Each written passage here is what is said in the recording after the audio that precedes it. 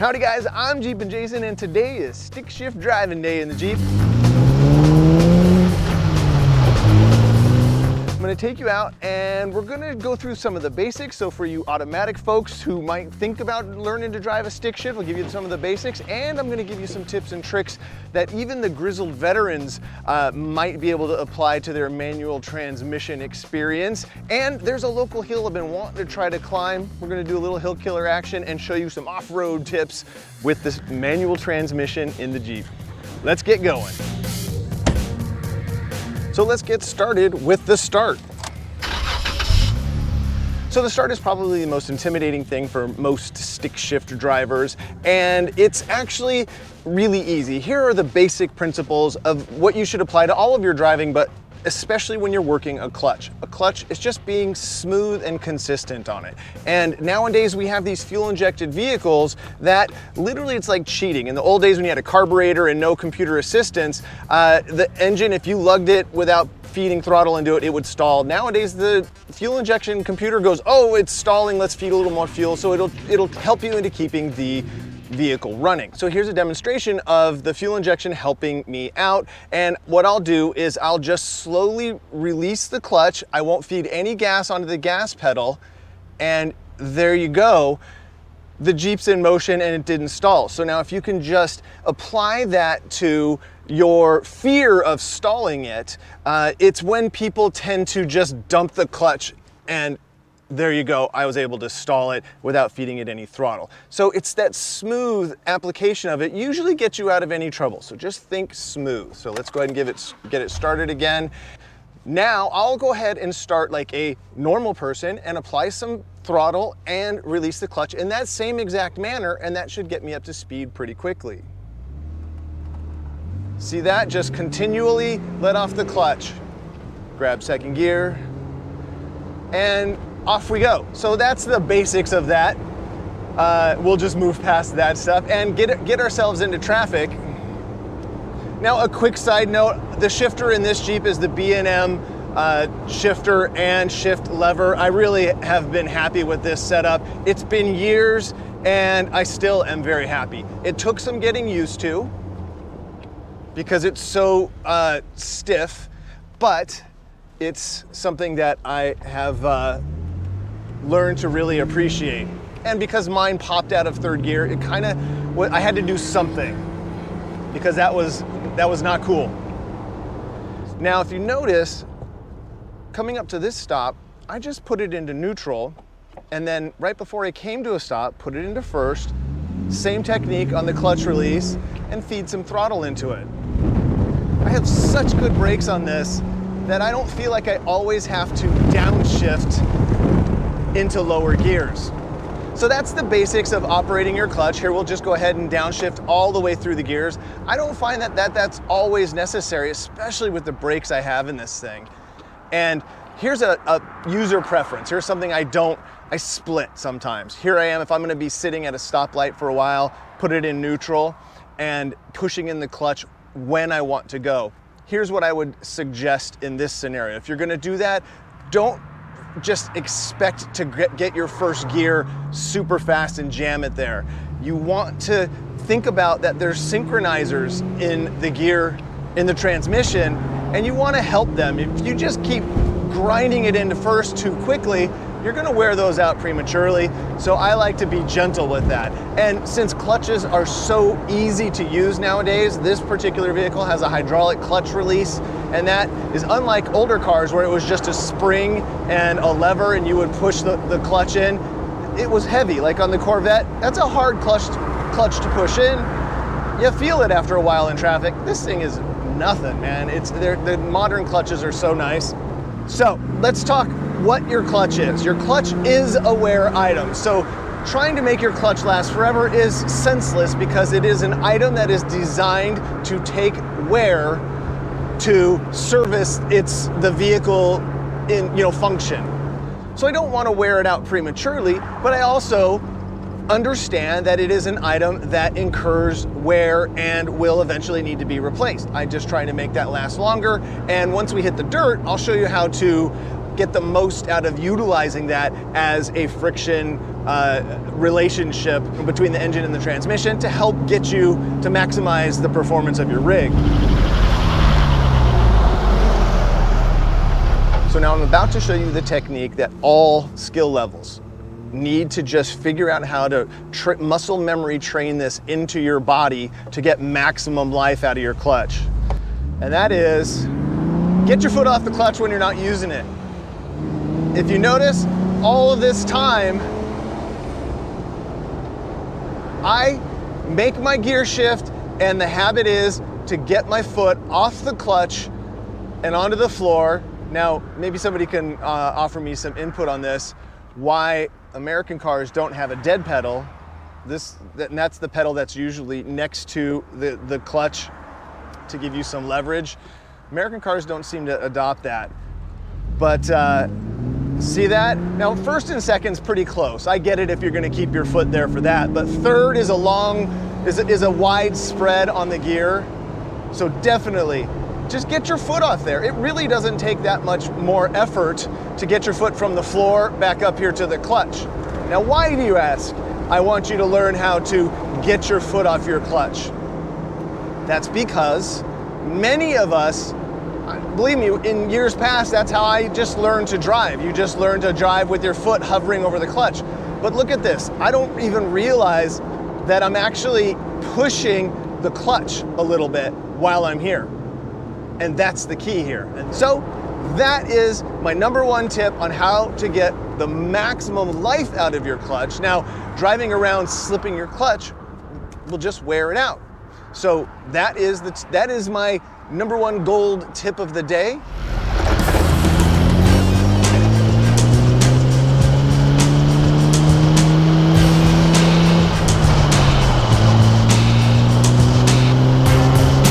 Now we'll head up the canyon to the trailhead and see if we can do a little hill killer action. We got a stop sign coming up. Let's downshift through all the gears and I'll show you how that works. So we'll go third, let it out, second, let it out. And now watch this little trick. This will get us right before you come to a stop, get it into first gear. And boy, does that go so much smoother than when you're at a stop. And that's just because that helps the synchros do that last little bit of work for you. Another little tip, not a mandatory thing. These things are fine without doing that, but just another one of those little things. You'll find that it just feels good. I enjoy that. When you are that in tune with your vehicle, it feels good. Another quick tip I thought of to share is don't rest your hand and pull or put pressure on the gear shift while you're driving. That actually can load one of the gear cogs inside your transmission and cause some premature wear on one of the shift shafts. That's what she said. And so make a habit of, if you're gonna have your hand there, don't be pulling on it or resting and putting a lot of pressure on it. If your hand's there, make a mental note to just have it there, not be putting pressure on it, or keep your hand off of it. I tend to like my hand there sometimes. I'll do this, you know, to keep myself entertained, but I make sure to not put any force on it. So that's another quick tip, I think.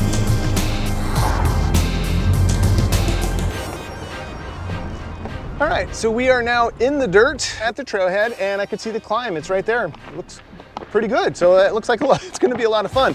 So let's go ahead and get in four-wheel drive, and let's see. I'll just do neutral there, clutch out. We'll just let it go into 4 high, and then 4 low. And let's see, let's get the sway bar disconnect. And now off-road is where you just kind of have to pay a little bit more attention and look ahead at the trail and anticipate. This is where you want to anticipate. So for right now, we're just gonna let it second gear 4 low our way down this little hill. And this feels very comfortable, nice and slow. So we'll just move on up, still second gear. I like that nice slow descent we just did, and we'll come around this corner and get a gander at what we're in for. Oh, cool. Yeah, that looks properly difficult. Let's go check it out. So this is where I'll teach you guys how to make a plan of attacks. Like that's the one thing with the manual. You're gonna have to look at that and go, which gear is gonna work? What's my setup?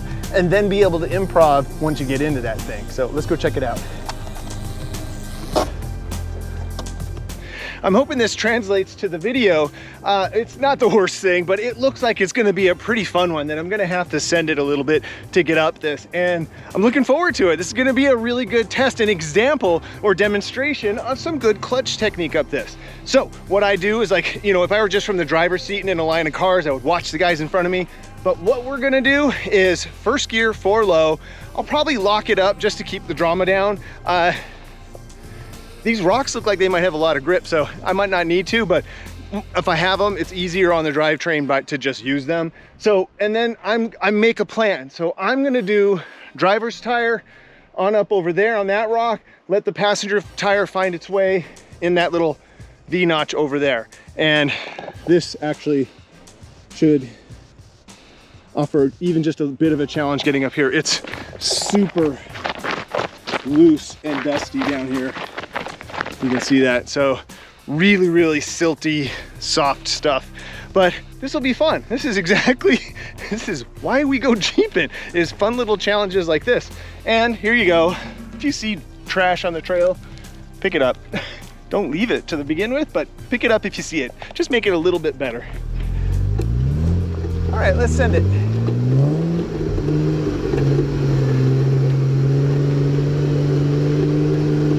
Remember, the plan was to stay kind of right, or stay kind of left, driver's side, and we'll kind of put our tire up here and just let the thing do the work. Now you notice I actually put my foot over the clutch just in case I had to slip it, in case this engine has a tendency to dog if you lug it too much. So that is a purpose of learning how to drive the vehicle that you have. Now that ended up being nothing. I don't think we actually even put a tire. I don't think a tire even slipped much. So piece of cake. Now we'll just kind of turn up and just keep on going. Oh, turn the lockers off. Geez, are you guys? Okay, there's a thing.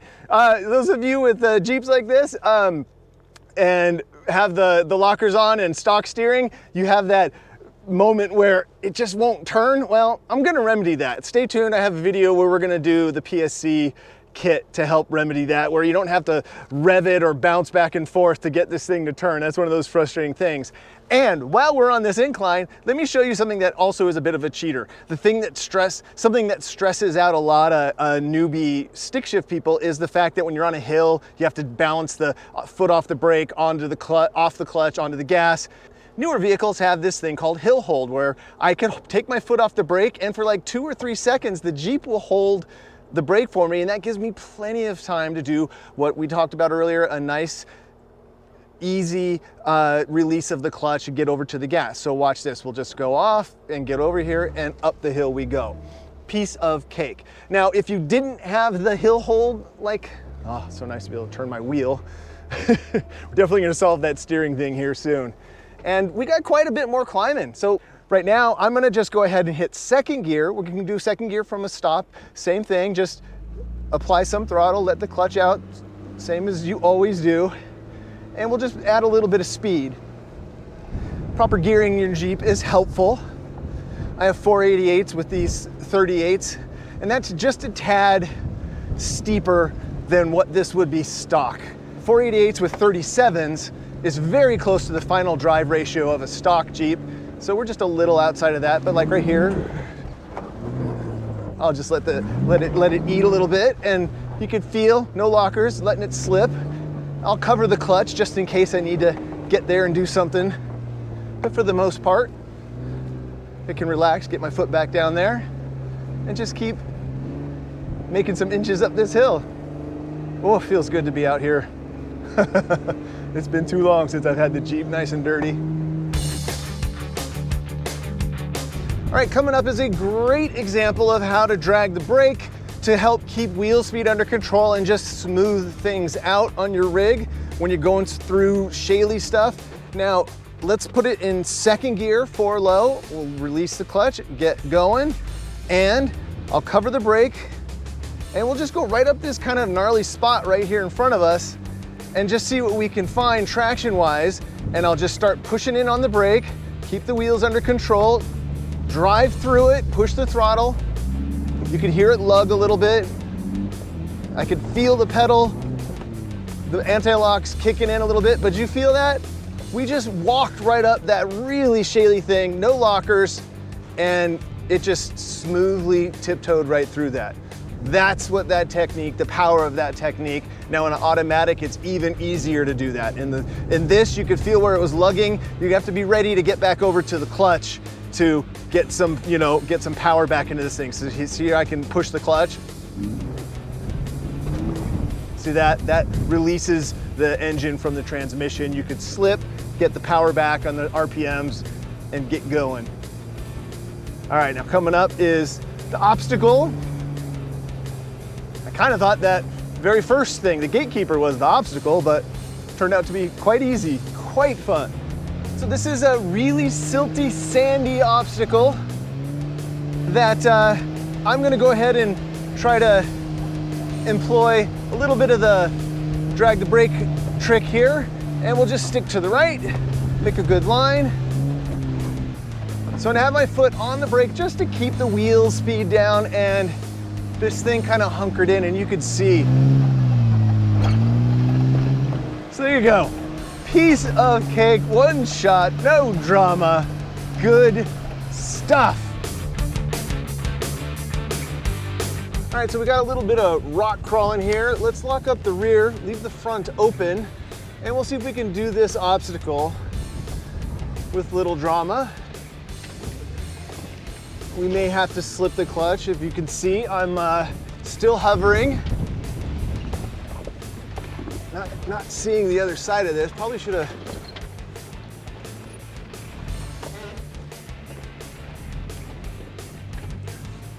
Spotted this a little bit better.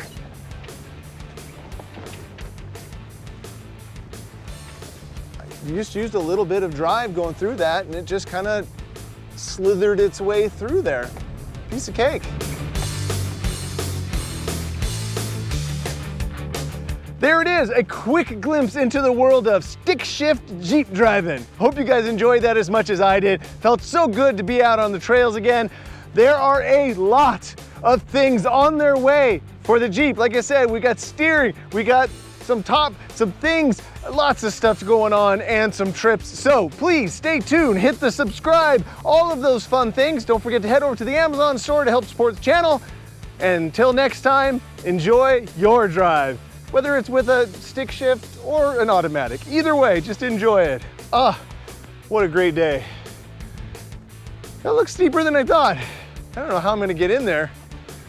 Ugh. We better end this before I embarrass myself. Bye now.